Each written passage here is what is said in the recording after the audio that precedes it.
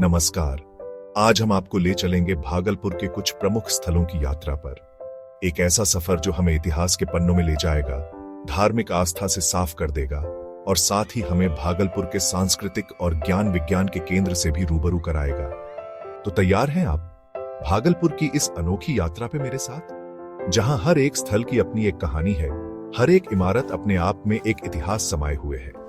विक्रमशिला विश्वविद्यालय के ज्ञान के दीपक से लेकर मंदार पर्वत के धार्मिक स्थलों की शांति तक और अजगैबीनाथ मंदिर के पुरातात्विक महत्व से लेकर आज के भागलपुर की प्रगति तक, इस सफर में हम सब कुछ देखेंगे। तो चलिए शुरू करते हैं ये यात्रा भागलपुर के इस अनकही कहानी को जानने की, इस विशाल कैनवास पर बिखरे हुए रंगों को समझने की और इस धरती के महत्व को अपने जीवन में उतारने की। हमारा पहला पड़ाव है विक्रमशिला विश्वविद्यालय, जो कभी ज्ञान का एक प्रमुख केंद्र हुआ करता था। 8वीं शताब्दी में पाल वंश के शासक धर्मपाल द्वारा स्थापित यह विश्वविद्यालय नालंदा विश्वविद्यालय का एक समकालीन था।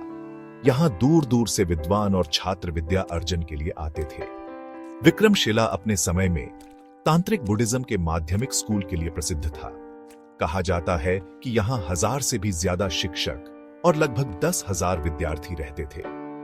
विश्वविद्यालय का एक बड़ा पुस्तकालय था, जिसमें लाखों ग्रंथ और हस्तलिखित पुस्तकें संग्रहित थीं। अफसोस की बात है कि 13वीं शताब्दी में बख्तियार खिलजी के आक्रमण में यह विश्वविद्यालय नष्ट कर दिया गया। आज हम सिर्फ इसके खंडहरों को देखकर उस सुनहरे युग की कल्पना कर सकते हैं, लेकिन इन खंडहरों में भी ज्ञान की आग आज भी जिंदा है।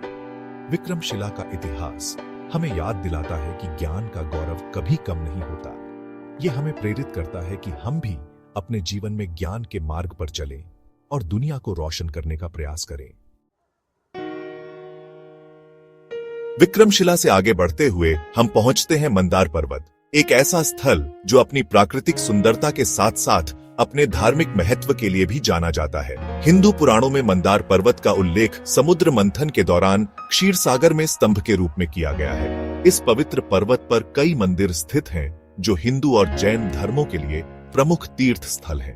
यहाँ से गंगा नदी और इसके किनारे बसती भागलपुर नगरी का मनमोहक दृश्य देखा जा सकता है। श्रद्धालु चैत्र और कार्तिक पूर्णिमा के अवसर पर यहाँ मेला लगाने आते हैं और अपनी आस्था की डुबकी लगाते हैं।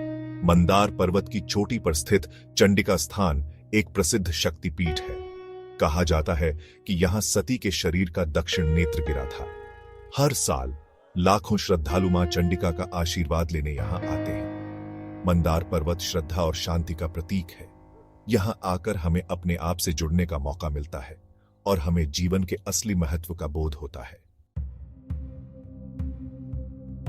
चैप्टर 3, अजगैबीनाथ मंदिर इतिहास का दर्पण और Ajgaibinath temple the mirror of history.